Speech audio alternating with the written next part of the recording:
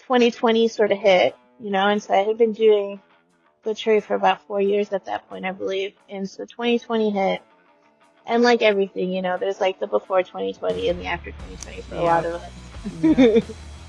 Yep. But what I noticed during 2020 was how little people knew about where their food comes from, right? It's once the groceries dried up, there was panic about like, where am I going to get my meat? And where am I going to get my vegetables? And where am I going to get this? And where am I going to get that? And so I wanted to be sort of a bridge between that, right? To highlight the invisible labor that it takes to get the food to our table so that people could see the humanity behind it, right? And then take that and say, oh, I can connect with like local ranchers. I don't need to depend on the grocery store. Or, hey, maybe I do want to explore hunting, just like let's all be uncomfortable together and let's all just use this like really tumultuous time to grow. It's too much. Tejas. Tejas Hunt Club Podcast is the podcast for you and you and you and you. What's up, you guys? Welcome back to another episode of the Tejas Hunt Club podcast. Today you have Meagan as your host. This episode is going to be featuring Miss Kriss-Abigail, and she is a wild game butcher. She has a very interesting backstory about how she ended up in the wildlife and the outdoor industry. And so I'm super excited for you guys to hear about that, and also a lot of her somewhat different perspectives when it comes to the ethical side of hunting and the actual act of carrying through that ethical thought process when it comes to processing your meat and preparing that meat to be a supplement to your family or your friends or whoever is going to be benefiting from that hunt. But before we dive into that, I have a couple of updates for you guys. One of which is that we have published the first mentored hunt on our YouTube channel. So that was the Veterans Hunt that I participated in with Texas Wildlife Association.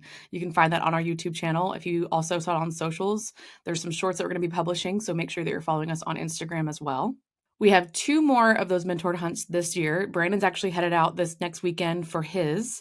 And then we are both going to be headed down to Mathis, Texas and South Texas together for the first time on a mentored hunt the next weekend. So the next couple weekends, we're going to be out hunting a lot. A couple new episodes have dropped for the Tejas Hunt Club podcast. If you haven't already seen those, we had Taylor Weems come on the podcast, and we also had Rebecca Jones. So if you hadn't had a chance to listen to those podcasts, please go back a couple episodes and make sure you catch those as well. Speaking of hunting, Brandon and I are still on the hunt for our whitetail deer with our bows. We weren't successful in October during the early season. However, we are going to continue the pursuit into November and December, and hopefully we get lucky on having a buck come in. We have seen some activity on the cameras. It's just really hard to pattern these deer on the property that we're hunting, and so it's kind of a hit or miss when it comes to when we sit. But I'm hopeful for this weather and the wind shift, but we'll see.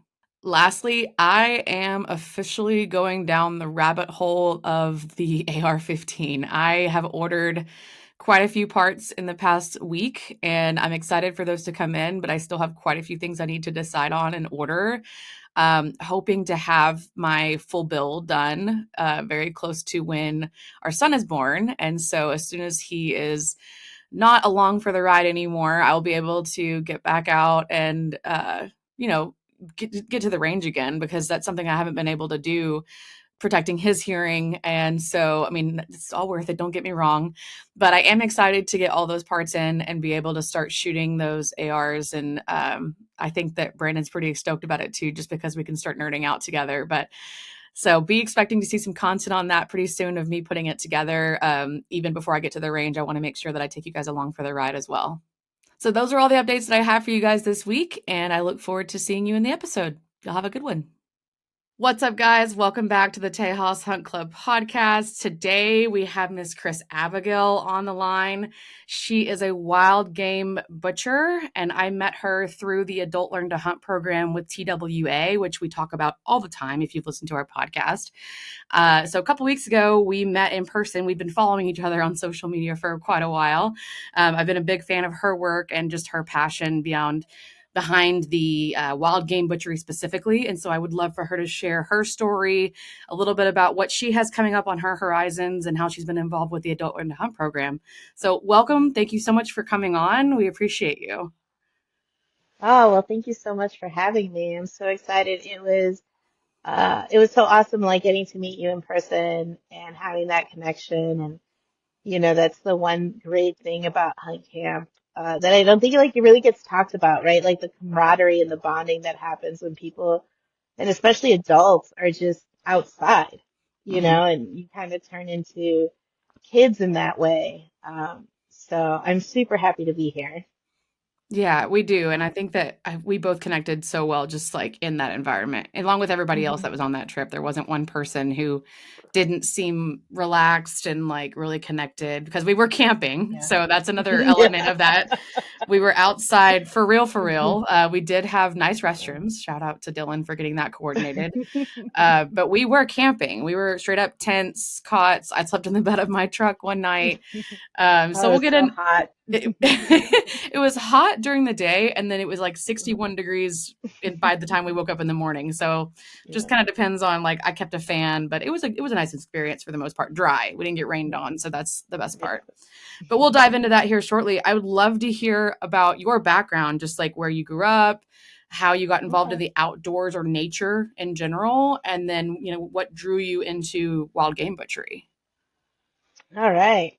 So I'm originally from Chicago by way of El Salvador. My parents immigrated from there in the 80s to Chicago, and I grew up a city kid. Just in the, down the street from Wrigley Field. Uh, didn't have any exposure to nature, didn't know hunting beyond Bambi, or what I saw on TV. So it was not in like the scope of my existence at the time, nothing I really gave thought to. And in Chicago, I was a professional photographer. So I photographed live performances, musicians, artists, burlesque performances. It was a really wonderful life. But my photography equipment was stolen one year.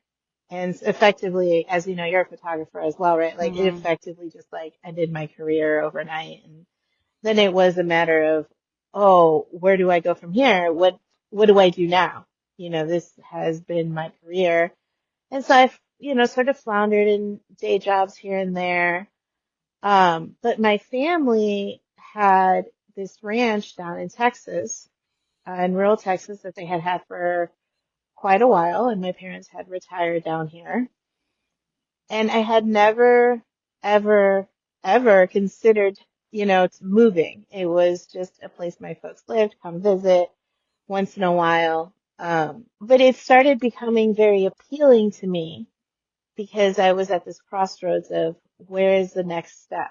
What am I going to be doing next? And Texas felt like the safest risk.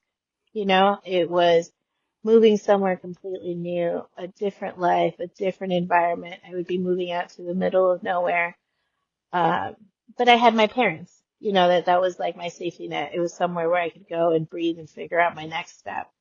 And so that's what I did. I packed all my stuff and my cat into my friend's little Prius and, we drove ourselves down to Texas. And I still remember pulling up, uh, like we were driving down one of the streets getting to my house, to the ranch, and my friend said, "Oh, you meant the country." Like we were just You down in the weren't middle of kidding. nowhere. We Yeah. weren't kidding. Um, and so I think for the first year or so while I was here, I still tried to live a kind of city life. I was spending a lot of time in San Antonio and in Austin trying to find connection there, community, things like that. And nothing was really panning out. And I still didn't have a direction of what I wanted to do. But I knew one thing about myself was that I love to cook. I love to cook for my family. I love to cook for my friends. I grew up with a father who, he cooked at home. He was the cook. Grew up watching cooking shows with him. So it was very much a part of my life in that way. And so I decided that I would go try to be a chef, right? And have like a cute little country restaurant. And it's going to be a cute little life. And it's going to be great. Uh, so I went to CIA in San Antonio, the Culinary Institute of America. And the guidance counselor said to me there, she said, hey, listen, if you've never worked in a restaurant, you should go do that to see if this is actually something that you want to do. And probably some of the best advice, like instead of saying, oh yeah, sign here, give us your tuition check, uh, it was guidance that really changed my life because what happened is that I went and worked, um, at a restaurant. I worked as a line cook, I've done pit master work, I've been sous chef, um, been head chef, so I did all that. And in the middle of doing all that, I answered a wanted ad on Craigslist that said seasonal help for game process. I had no idea what like those three words meant together. I was like Yeah. game processing, like video games, like a game tester is initially like, oh, seasonal. Okay, it's for Christmas, so I clicked on the Oh, link that's and it's like, hilarious. yeah, That's funny. I, yeah, I was like, oh, I'm going to be testing games. Um, and, but it said learn knife skills, right? It was like, come learn process, how to process gear, and learn knife skills. And I was like, oh, a chef needs that.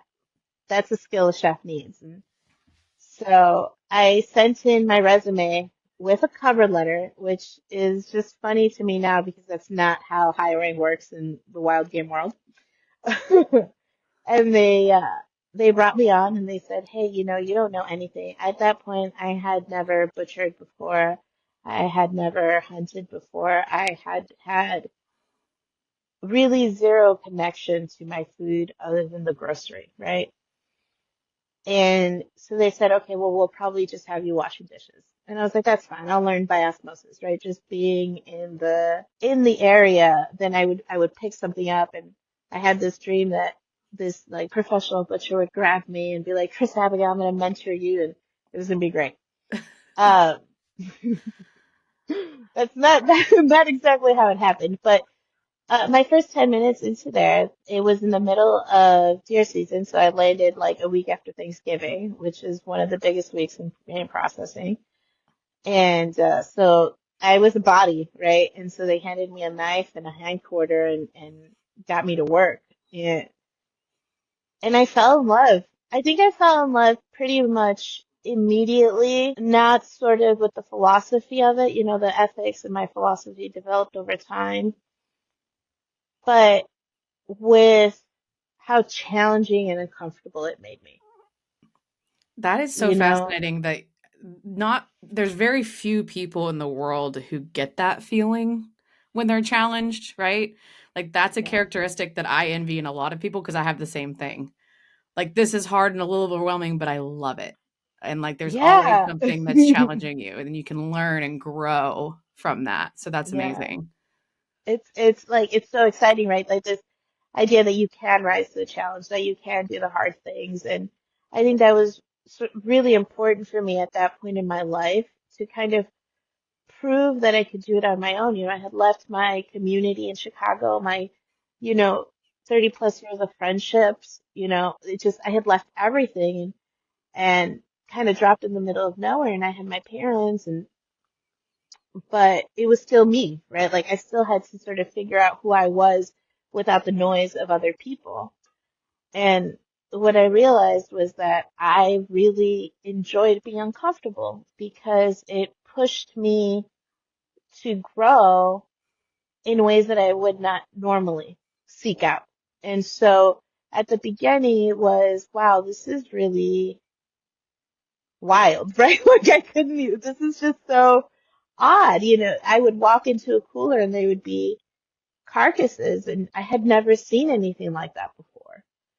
Um, and so that really sort of fascinated me. And the more that I learned and the more that I taught myself, because it is like sort of the Wild West, everybody has their own technique. Um, as I was teaching myself, I think that's the place where I truly fell in love with the work that I was doing in terms of I'm honoring the hunted. It was this idea of meeting these hunters and knowing that, wow, they had done this like really hard thing, something that at the time I couldn't imagine myself doing. And so it was meeting these people who had done this hard thing and they were entrusting us to like take this animal and turn it into food for their family. And that I fell in love with the process of that transformation. I always say it makes me feel a little bit like a sculptor, right? Like I'm an artist at heart. No matter what medium I'm doing, it's like I'm an artist. And so for me, it felt a lot like sculpture, right? The carcass is the stone that I'm chipping away at to make something beautiful, right? So the carcass is, I'm cutting away at it to create sustenance. And so that connection, that the intimacy of that connection of, death, bringing life really was pivotal. It was transformational for me. And then from there, 2020 sort of hit, and so I had been doing Butchery for about 4 years at that point, I believe. And so 2020 hit.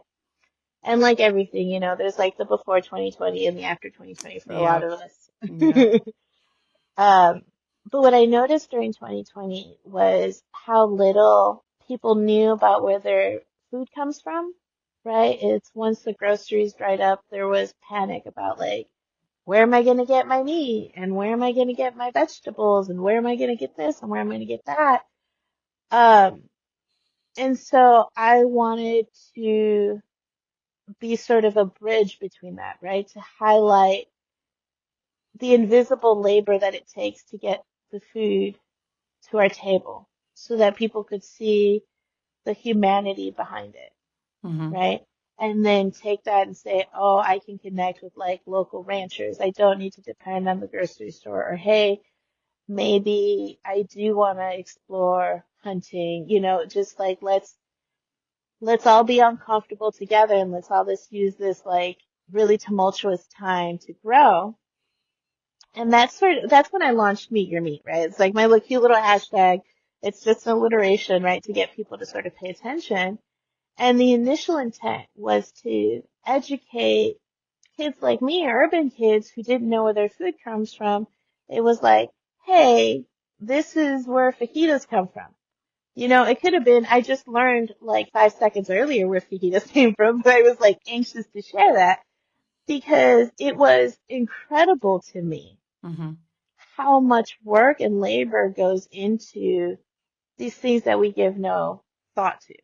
Yeah, and And then to that's a follow, great point as far as especially with the yeah. inner city kids. And when I was at A&M, I was an ag communications and journalism major, and the internships that we did with Rodeo Houston were specifically catered toward like one of the branches was Ag Venture, which is an educational program for kids that come in on field trips in the inner city Houston areas to learn Hmm. about chickens and eggs and beef and milk and like all the Yeah. honeybees and like all where all their food comes. So it's huge passion for me too, and that resonates a lot. Yeah. It felt like we had been missing out on something, right? On this like real intimate connection to where our food comes from.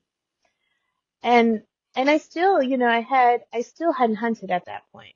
So I'm still a fairly new hunter. I still hadn't hunted at that point. I still had spent, I was spending a lot of time watching how these animals were killed, right? And the damage from it. And we hunt, now we talk about like the bad shot, right? Things like Mhm. that. And so I had a lot of anxiety about that. Which I think is why I'm so passionate about helping new adult hunters now, because I understand that that anxiety of falling into a world where you don't want to do the wrong thing, right? Like you feel the weight of it. It's heavy. Um, Yeah. it's heavy. Yeah, for Mhm. sure. It is for sure heavy. And so that kept me away from it for a long time, but it was always something that I really admired. And then there, I think it became my philosophy even before I started hunting, where hunting is, I always say the most humane and ethical way to source your protein. that belief really was seated in me early on because I saw these same hunters year after year. They never went to the grocery store. They would go out and hunt a few deer a year, maybe two or three, depending on their family's needs. And so that I saw how much hunters contributed, right? I was like learning about conservation, all this like in the moment knowledge of talking to hunters or just being in that outdoor world that really helped shape a lot of my philosophy in that way. Um, and so eventually what I did was that I really wanted to connect with my peers in Chicago, right? I still didn't really have a community in Chicago, but I mean in Texas, but I really wanted to share this knowledge. And so I collaborated with a sommelier and these two really innovative chefs in Chicago, and we put on a wild game butchery demonstration plus dinner. And so I took two axes deer up to Chicago, Oh and we ate man, one talk of the. about the creme de la creme, like Yeah, taking I it. My goodness. know. Yeah. And I did a butchery demonstration. We had, the same conversations that I have at hunt camps now about what stewardship looks like and what conservation is. And it really became important to me with my work, especially like going up to an urban uh, setting to challenge people's internalized bias about what hunting is and who hunters are and what that looks like. Hmm. So I really wanted to make that a part of my narrative. I still do, right? I feel like I have the unique opportunity of being kind of a bridge between two worlds, you know, to help people understand what a big part hunting plays in the conservation of our wildlife and our wild places. And that it isn't this backwoods barbaric thing, Right. right? And just like every subculture, it has its like 1 to 2% of people that maybe are not ethical conservationists, right? The loudest minority. Uh, and those are the same internal biases that I came with, right? It's just you can't help the environment that you grow up in and the lessons that you're brainwashed with Right. Right. to think. I mean, you're only as much as you know, right? So Yeah, if you're yeah, not in, like you said you were learning by association, right? I mean, unless you're around it, why would you know any differently than what the media tells yeah, you, right? Or that's just an yeah, example, but like what you've consumed is all you know. There's no other way to yeah, understand the other side of it, which is why I think both of us are so passionate about sharing the news, you know. yeah. It's true, right? Because you want people to be well informed, and you want people to have like a different perspective on things so that I think having these perspectives and being open and being curious makes you more empathetic, Hmm. right? And that empathy is truly what changes the world. If you feel and you can empathize with your fellow neighbor, right? Like we're so disconnected, right? We talk about how disconnected we are with our food. And that makes us disconnected to each other. Because there's no real true community in that way. And we need community. We need to be able to work together and depend on each other regardless of what our private views are, like our backgrounds. We talk about like that's true diversity, right? This idea that we can all coexist if we all recognize the humanity within each other. Right. And so I think the underlying theme to everything that I'm doing, right? It's like, I know that I don't look what you would imagine. First of all, what you would imagine a butcher to look like, much less what you would imagine a wild game butcher to look like. But I want people to be like, oh, isn't that interesting? What, what's space can I occupy that it doesn't look like I necessarily belong there, right? I want people to be able to see me and then be like, oh, well, maybe I can do that, right? Like the growth through the discomfort, Mm-hmm. right? If you're uncomfortable and you can get through it, there's always a reward at the end, right? And whether that reward is tangible or growth, that depends, but you always come out better, right? You Yeah. always leave yourself better. Um, so anyway, I just went off No, yeah, that's great. So 'cause you brought it on like that's the one. meat of this podcast, to be honest. I was so excited for you to share that philosophy, right? Because when we were talking, that was something we immediately had in common was like the Mhm. communication side of things, the storytelling side of things, both being photographers, both being like visual artists, like Yeah. we connected over that. And then it just so happened that Mhm. like I'm coming from somewhat of a hunting background, but mostly just like an Mhm. outdoors fishing country lifestyle as a kid. Adult onset hunter. And so now I'm Mhm. passionate about helping others just like as you are as well. So when was your first hunt? I guess have you hunted since like recently or when did that happen? So my first hunt was maybe about 3 years ago.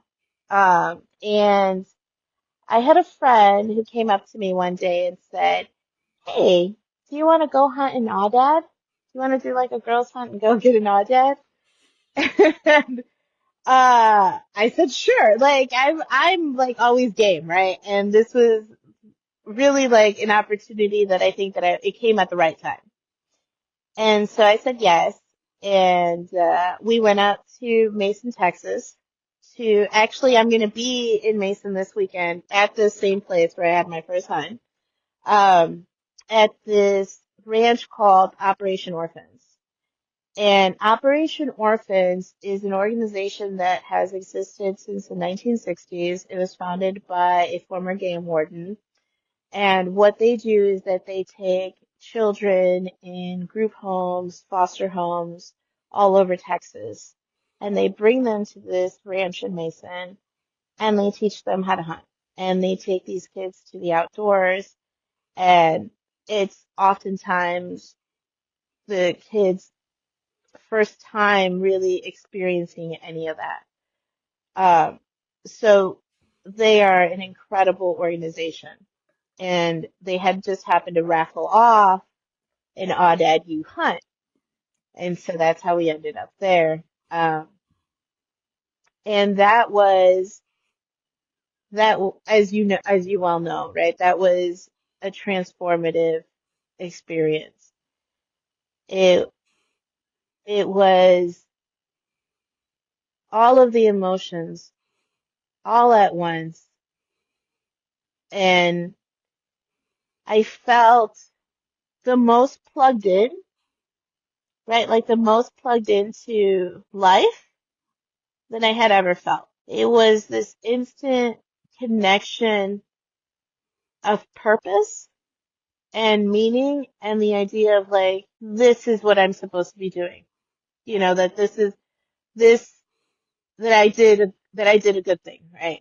That I did. And at the same time, obviously there is that weight of you took a life and the responsibility of that, Mm-hmm. right? I remember that I had quite a few opportunities to shoot Aoudad ewes. There was sort of a lot kind of milling around, and I was so terrified of making the wrong shot that I waited, right? I think that was, and I'm not a patient person, right? So that was like my first, I think that was like the first hard thing that I could do. But the truly hard thing that I could do was just wait. And in that time of waiting, it felt almost like prayer in a sense, right? Like meditation as I'm asking, right? I'm asking the divine to like grant me a gift that I can do this, that this is the path that was meant for me. Um, and so the sun's starting to come up, it's a little bit after first light. and this Aoudad ewe kind of wanders off by herself, and she's grazing, and she's broadside, and she's, she's mine, right? Like that was the one. And I remember putting up my rifle to her and breathing deep and just, just I don't even know if there's like a word.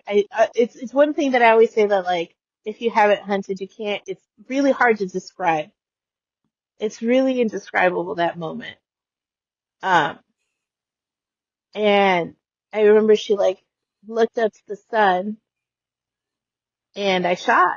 And thankfully it was a double lung shot. So she dropped, and that was my first hunting experience. And it was just so, gosh, words are so hard to come by because it was everything. It was like this extreme sadness at the fact that I killed something. I'm like, I always say like I'm a soft heart in a hard world, right?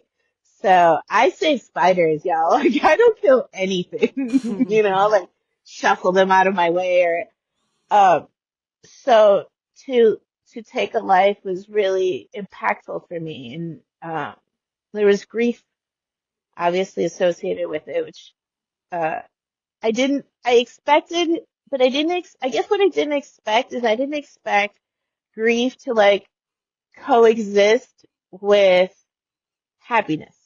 Mm-hmm. I It's had like never one of really the had, only experiences in life that you'll be able to feel it. Yeah. yeah, it's so wild because I didn't expect that. I didn't expect the ability to feel two things very strongly at the same time, and that has not changed with every hunt, that Mm-hmm. I've had since. But it really did give me proof. I think it gave me assurance that this was how I wanted to build my life out from here on out. That I really did want to sort of put my money where my mouth is, right? If I'm saying that hunting is, the most humane, the most ethical way to source your protein, then I gotta like practice what I preach. And so when I did that, I was like, okay, I can do it, right? I can do this. I can do this really hard thing. I took my ewe home and made great meat out of her. Everybody says that aoudad is trash meat. I'm like, please give me your trash meat. I will take all your audads, all your hogs, You had all the things you could. Aoudad didn't you bring Aoudad, or you talked about a recipe that you made with Aoudad? I can't remember. No, that was Kristen. Kristen had also That's like right. hunted an aoudad, and so she had made some. I think aoudad meatballs is what we had. Mm-hmm. That That's were what it was on incredible. the sandwiches. Oh, it Yes, was on the banh mi. It's good. so good. Oh my God. Yeah. Talking about, yeah, I love her. Well, that's, She's I mean, I'm good, the yeah. same thing as you. Like, my first kill was a black buck, and I was Wow. 20, I think it was 21, 22, something like that. Mhm. And it is this, you get the same feeling every single time. Like, I don't think it'll ever go away for me.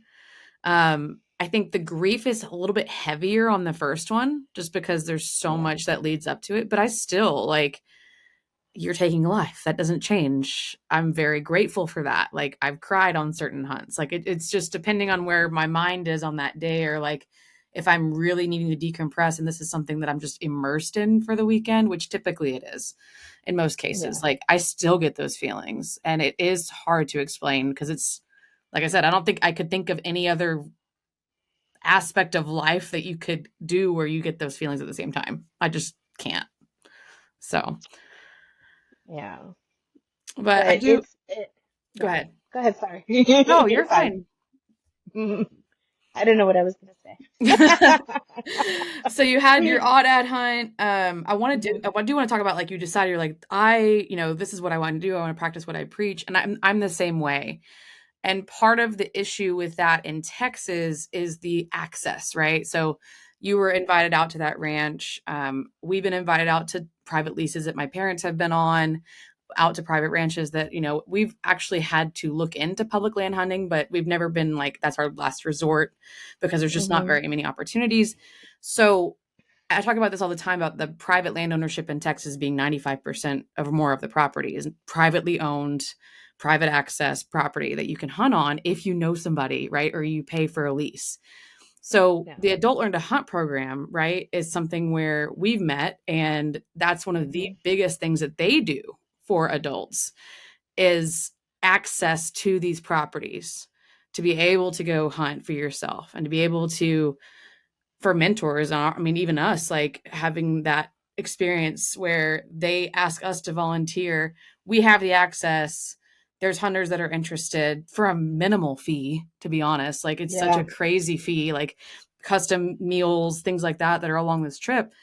So I want to know, like, how did you hear about the program? And you're very involved now. So like, how did you go from hearing about it to getting involved to now, like, being one of their vendors, for lack of better term, like somebody who educators who comes in and, and Yeah. really helps with that experience? Because I was blown away. Like, and we've been hunting for a few years now. And like, I've watched many YouTube videos and I've seen some demonstrations, but I've never seen it done the way that you did it during this last hunt. So just kind of like how you got involved and how that's developed. Thank you. Thank you. So I met Kristen Parma first. I met her, we were doing hunt camps together where it was like my first time really ever doing any sort of hunt camps is where I fell in love with just being outdoors in this hunting environment. And so she was already involved with ALHP, she was been at TWA forever. And we met and we instantly fell in friend love, like gotta figure out a way to stay together forever. And she was doing a ladies in conservation hunt in Stonewall, which is just a hop, skip, and a jump for me. And she asked me if I would come out and do a butchery demonstration. And I was like, wow, nobody's ever asked me that. Nobody, like, that's so cool. And so I went out and I was just there for one day and they were, at the Hershey Ranch, it is, uh, a wildlife research ranch. So it's very untouched, except for a few things. And so all the ladies were out there camping. And that was also my first time like seeing women out camping. And I was like, wow, they're so cool. But I stayed for one day and I did my demonstration and again, it was the same feeling that I had with my first hunt where this is where I'm meant to be. This is my purpose. I have trained, as a commercial wild game processor, I've trained so many people over the years seasonally. Um, and that I do love educating, empowering people is paramount, I think, to who I'm as a person, as a photographer, and anything that I do. Like, I'm always trying to give my knowledge away. I'm always trying to empower people to follow their dreams. Um, and so she gave me this opportunity, and I fell in love with educating hunters. Oh, there was like no better feeling than showing a hunter how they can take care of, their hunt. And to see it was my first really experience seeing it come from the field to the processing shed, right? Like by the time I got the animal, that experience was over. Mm-hmm. But now I'm like immersed in that experience. And it was an adrenaline high. It was great. It was so beautiful. I was like, I want to do this more. I really want to do this more. Um, and so next season came along and I signed up to both be a volunteer and a hunter. I had just my one hunt under my belt, so I qualified still as a novice hunter. And I did the ladies in conservation hunt again, and I was there the whole weekend. And I think I did a couple of other camps. And just like every time I would do it, it just felt even more important that I kept doing it. Because one of the things that I've noticed, and we had spoken about this in the whole realm of hunting, is that there is a gap in butchery education.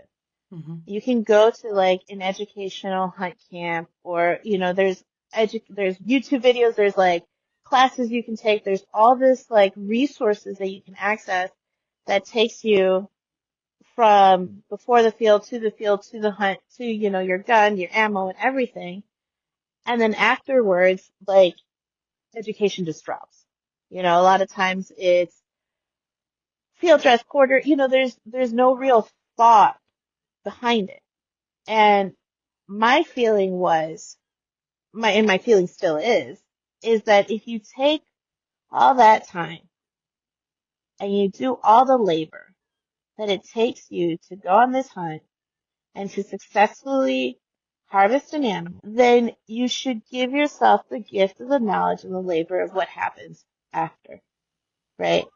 And how you continue the same ethical and humane and honoring of your hunt throughout of it, right? Like we do it with taxidermy.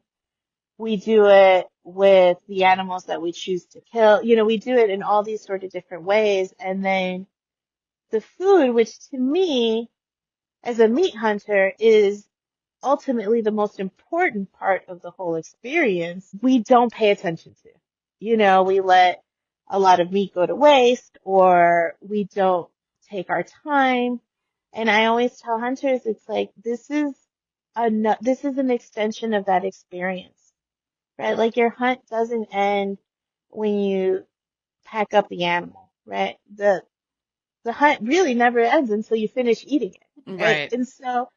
And so to take the time to honor the animal and to have that sort of intimate connection with your food, it really, I think it's really empowering, and it I think it really brings out, like it brings out the best in me. If I have a carcass in front of me and I'm thinking about this animal, Um, and I'm trying to do the best I can by it. Like, so that's really what I'm trying to impart to other hunters, right? Like, that's really the education.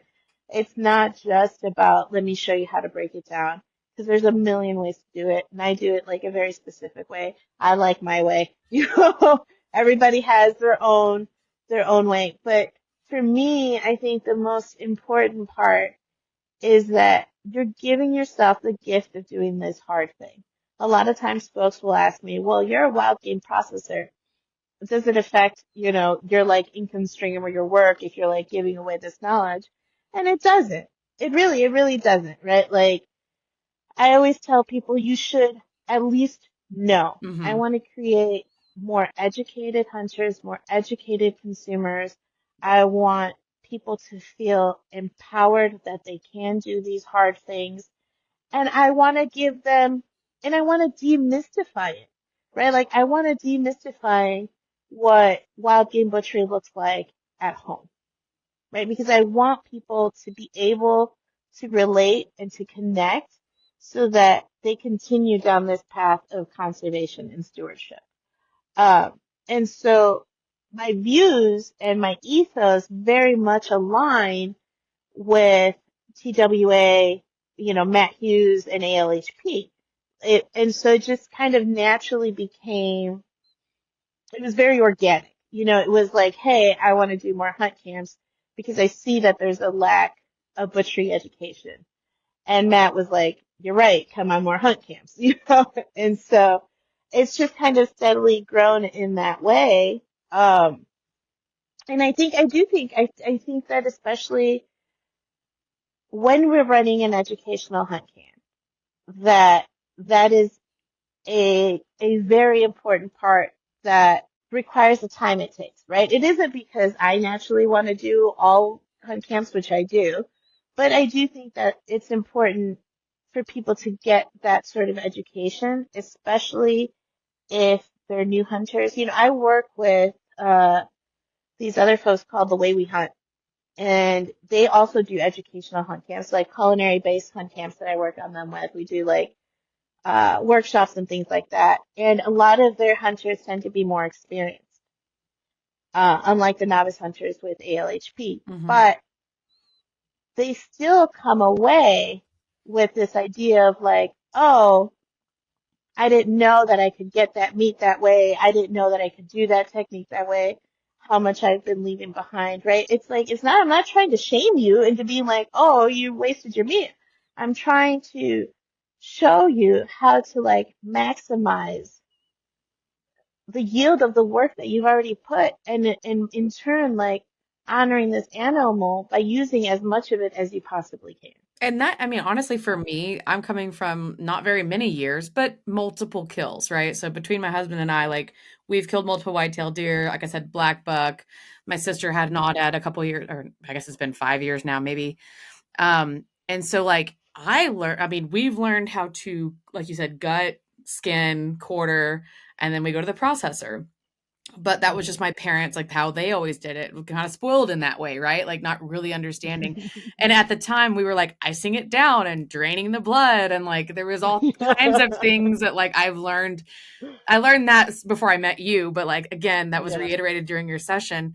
But, like, even the hindquarters, so, like, we did try my husband and I, Brandon, tried to process, oh, bless our souls. I think it was like 3 different white-tailed deer at the same time. It was insane. Oh. At home with our, like, kitchen set, like, didn't know which knives we were supposed to be using, didn't know, like, trying to YouTube what joint is there and how to and it was lots of taco meat and stew meat. I'll tell you that. We got a grinder the next year because we're like, we need to be able to grind this meat that we don't know what it is. And so even from my experience at that workshop a couple weeks ago, I told you, I was like, that's the first time, even just the hindquarters, if we're talking about the hindquarters and how many cuts there are and how to follow along the bone. And then you roll this way. And it's like, in my mind, it was almost like you had a ball of meat. You take a bone out and then you just roll it all out. And there's like all these amazing pieces, right? And there's steaks that you can get out of a hindquarters. And like, it truly, like you said, it's not a shame. It's just like, look what you can do, like, right, Right, with that right. education. Yeah, I want people to look at wild game as accessible. I think that that's one of the things that TWA and ALHP do, in terms of their culinary. The things that are cooked at camp, are things that are very easily replicated at home. It's really kind of a stellar program in that. I'm hoping it's like a model for other outdoors program that other organizations feel sort of inspired by that because there's a lot of people who are looking for that kind of education all over the country. And so I think that ALHP is really sort of a model for that. And in that, there's the integrity of the knowledge that I'm giving out, right? Like I really truly want people to feel comfortable and confident in doing this thing because I believe that that confidence will carry them through other places, right? Like how we were talking about there's growth and discomfort.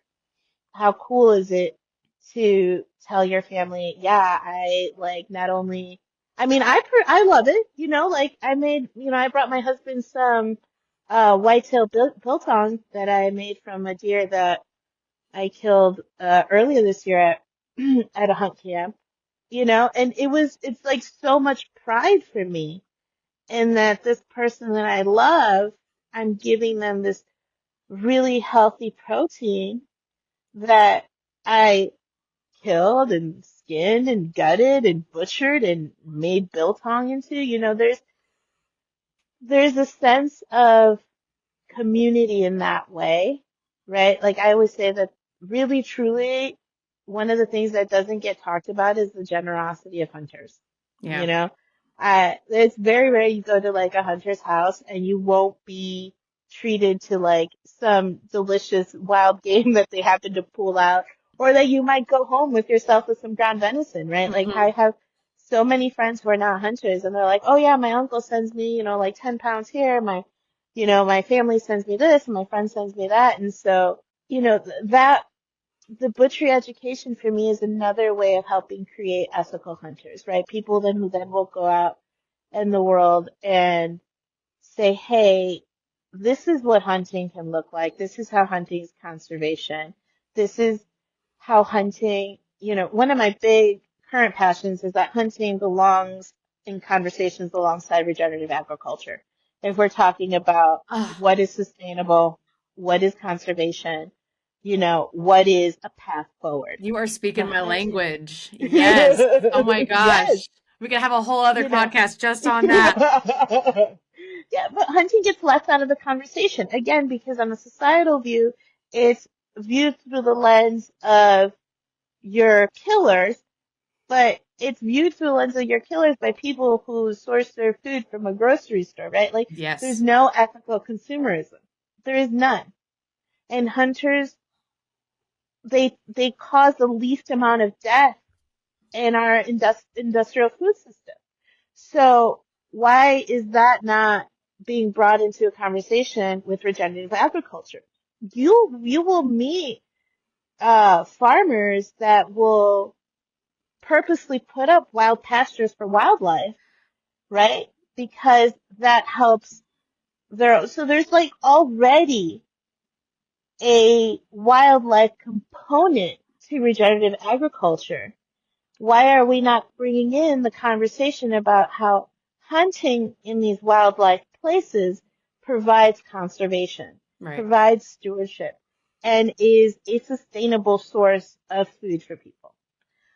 So that's that's my Yeah. voice right now. It's like I want to bring hunting to that, right? So a lot of times, as you saw when I talk in workshops, is I'm talking about things in like beef terms, right? Hmm. Or like pork terms rather than using just like strictly wild game terms because I want people to be able to relate it to the livestock that we eat, Hmm. right? And then to take that narrative of how hunting is just like eating a steer, but like a little bit different. They're all the same muscles, but they're not, and hunting is this ultimate conversation that you can have, with yourself, the divine and Mother Nature.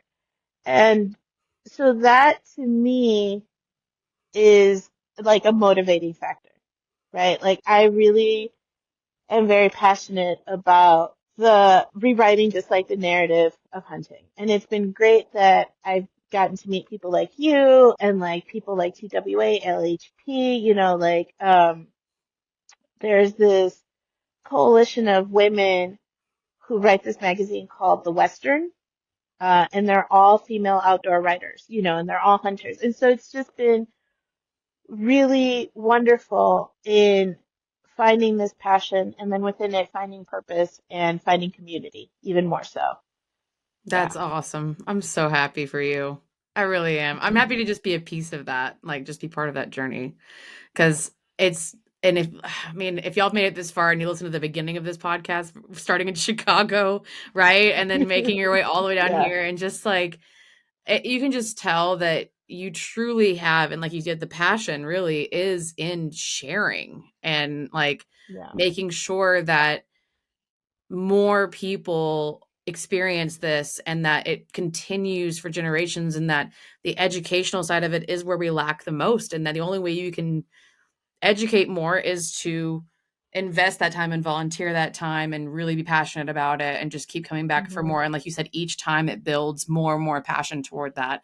And I feel the exact same way. And I think that's just so neat to like connect with somebody who feels the exact same way, just with such crazy different backgrounds, right? But like Yeah. so many similarities, and it's just really neat. And I've really enjoyed getting to know you. I want to wrap up with you talking about your workshops because you have Okay. two, right, that are coming up in San Yes. Antonio. So Yes. tell us about that and then So, who you're partnering with, because that's also a really cool program. yes. So I'm partnering with Casa Venado at the San Antonio Food Bank. And what the San Antonio Food Bank has done with Casa Venado is that well let me backtrack a little bit. Okay. So Casa Venado is a wild game processing facility on site at the San Antonio Food Bank. It's the only one in the nation.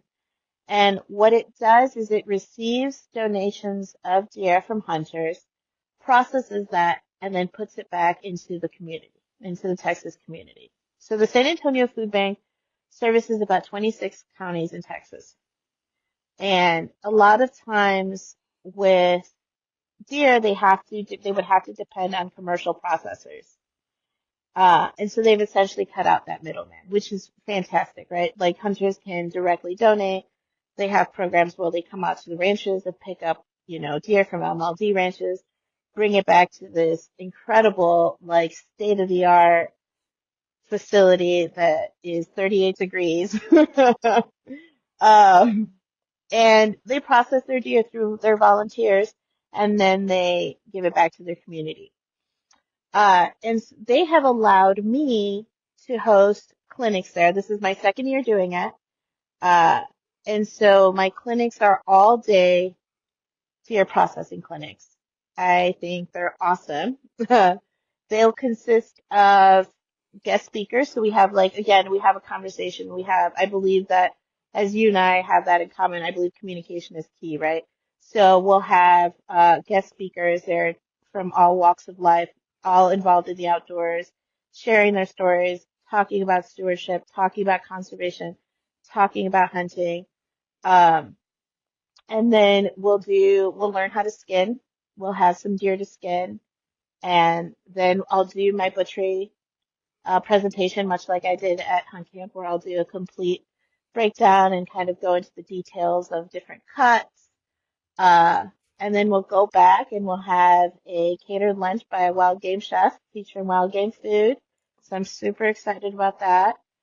And then we'll come back to the processing facility and we'll spend the next couple hours like practicing all the skills that you've just learned from me. And I think that for me is what's most appealing from an education standpoint, because you can't master anything. You can't really get comfortable with anything unless you do that repetition. You're doing it over and over and Right. over again. And so this really gives me an opportunity to not only educate people, but then to put knives in their hands and say, okay, now you're going to practice what you just learned, right? And even better than that is that all that meat that we're processing at these workshops will then just get turned into ground venison for the Texas community, right? So you're like getting some good food and great education, practicing these skills you just learned, and then feeding your fellow Texans. I can't think of anything more fun to do on like a Sunday in November. So my dates are Sunday, November 24th, and then Sunday, December 1st. So it's right in the peak of everything. We'll have lots of deer to work. We've got some tickets are still available. So the classes are pretty intimate. They're about only 8 people each. I really wanted to have a smaller sort of setting instead of teaching to like 20, 25 people. Uh, I've done it, let's do 8. Let's have this really sort of, again, intimate classroom setting where everyone can truly get their hands on a carcass, can truly be participating in these conversations. Um, I'm super excited about this. Everyone is also getting a book called The Shotgun Conservationist, Why Environmentalists Should Love Hunting. And it's the same book that better than I can describes the history of hunting, laws, conservation, stewardship, everything. So I felt that was kind of important. It's like, look, here's something that you can read at home, give away to like someone if you're trying to explain why you're interested in hunting. It's a really incredible book. I think it should be a textbook, but so I'm excited. I'm really excited to host these classes. I'm hoping that people are like gonna come out because I really just can't wait. Yeah. I just like, come get all the knowledge from me, right? Come feel empowered, come feel accomplished, come eat some good food, be with some like-minded people, be curious. If you're not like, even if like you're not a hunter, I always say it's like, this is the best place outside of a hunt camp to get like some true like wild game butchery education, Mm-hmm. right? Even if you're just curious, this is like a safe place to be curious, and then maybe you're going to take the next step or maybe you won't, or maybe it'll drive you in another path. But yeah, I'm stoked for you. I was looking at my calendar and Yeah. I was thinking, like, if we don't hunt that weekend, or if I'm in at a hunt, if I'm at the property and we're done, and Sunday I could make my way over there. Like, I'm trying to figure out a way to get over there because I'm super pumped Yeah. about it. I think it's gonna be great. So, can they find tickets on your social media platforms, or where would they be able to get the link for the tickets? They can find tickets on meetyourmeat.net, which is my website. And it has more information about the classes and then information about me and hunt camps and stuff like that, so you can kind of get to know me a little bit better. Sweet. If you haven't been just listening to me ramble for the last hour. Oh no, yeah, there's still so much to learn, and I think that we could definitely do a follow-up podcast on just the regenerative agricultural side Oh of things man. because like I said, I come from an ag communications background, but when I was in school, it was all Yeah. commercial ag. Like that's all that I knew. I've learned a little bit here and there. They just don't. It wasn't at the time, at least in my course, is something that we focused primarily on. There was some food safety, Mhm. but all of it was related to commercial production. So I've learned a lot outside of my teachings in school in my own experiences and Mhm. in my own, like, you know what you know, right? So I had some biases towards some of the Right. messages that I was seeing. And I'm like, okay, now I'm kind of Mhm. open because now that I'm part of the hunting community, I'm starting to see that, like, okay, that is related. So would love to have you on again Yeah. for that. But last question is kind of Yeah. fun. So, what is Okay. your favorite cut and what dish do you make with it? My favorite cut is on wild game is the sirloin. I love the sirloin. I know you heard me talk about it in the workshop, is that it's often like a cut that does not get paid attention to. It'll get cut through just because of where it sits on the pelvis. It sits in that hollow, you know. And this is another point of like take your time because that yield of that little rectangular piece of meat. It's delicious. I think it's better than like a tenderloin. It's better than a backstrap. It's so good. It's a really tender cut. And quite honestly, I will just I high heat, fast cook it, and then just Gobble it stuff up. my face with it. Yes. Yeah, just Yeah. gobble it up. It's not just like I'll like pick like my favorite steak seasoning of the moment, and I will. I'll just treat it like a steak, right? I'm just gonna heavily coat it in something I want, and then high heat it, right? Like probably in beef tallow, um, and then I will just eat it. However, I will just eat it to be Yeah. quite honest. But it is my favorite cut. I loved unloved things also, so I think that that's probably part of it. Like, oh, dad, it's like anything that people are like, oh, I don't want that. I'm like, oh, I do. Take it. Yeah. I'll take it. It's no problem. So yeah, Yeah. definitely the sirloin. That's one cut Yeah, that I don't think I've ever been that's on the hindquarters that I have not. yeah, Obviously, I've yeah. tried cut through it multiple times. But this has been such a pleasure. Yeah. Thank you so much for agreeing to Oh be my gosh. on. And I Thank hope you you. have the best time at your workshops. If I'm not attending, I'll definitely be watching from afar. And you guys, if y'all want to learn more about Kriss-Abigail, you can drop your socials too. I know you have your own. Yes. My Kriss-Abigail. You can Hmm. find me on Instagram as Kriss-Abigail. Hmm. Um, that's the same on my all my socials, I think. I don't have anything fancy. It's just me. Perfect. Perfect. Well, thanks again for being on, and we'll see you Thank guys next you. time.